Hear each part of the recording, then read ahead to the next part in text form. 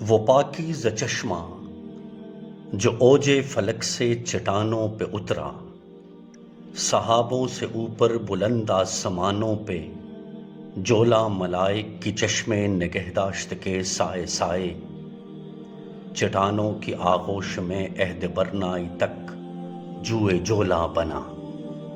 چٹانوں سے نیچے اترتے اترتے وہ کتنے ہی صد رنگ انگھڑ خزف ریز آغوش شفقت میں اپنی سمیٹے، بہت سے سسکتے ہوئے رینگتے، سست کما یا سوتوں کو چونکاتا للکارتا ساتھ لیتا ہوا خوش خراماں چلا۔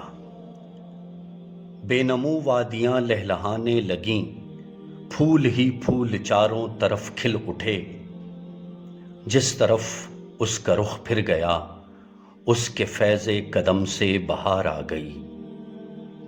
یہ چٹانوں کے پہلو کی چھوٹی سی وادی ہی کچھ اس کی منزل نہ تھی، وہ تو بڑھتا گیا، کوئی وادی، کوئی دشت، کوئی چمن، گل ستاں مرغزار اس کے پائے رواں کو نہ ٹھہرا سکا۔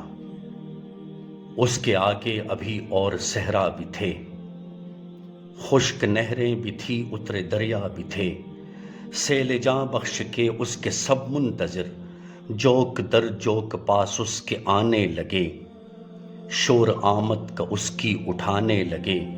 راہبر ساتھ ہم کو بھی لیتے چلو، کب سے تھیں پستیاں ہم کو جکڑے ہوئے، راہ گھیرے ہوئے پاؤں پکڑے ہوئے۔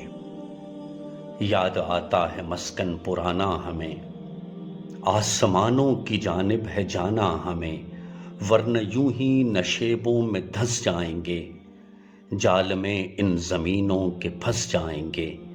اپنے خالق کی آواز کانوں میں ہے، اپنی منزل وہی آسمانوں میں ہے، گرد آلود ہیں پاک کر دے ہمیں، آ ہم آغوش افلاک کر دے ہمیں۔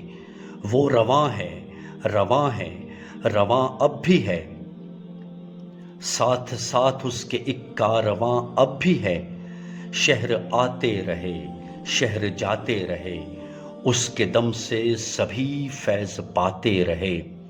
اس کے ہر موڑ پر ایک دنیا نئی، ہر قدم پر طلوع ایک فرداں نئی، کثر ابھرا کیے خواب ہوتے گئے، کتنے منظر تہے آب ہوتے گئے، شاہ اور شاہیاں خواب ہوتی گئیں، عظمتیں کتنی نایاب ہوتی گئیں، اس کی رحمت کا دھارا ہے اب بھی رواں۔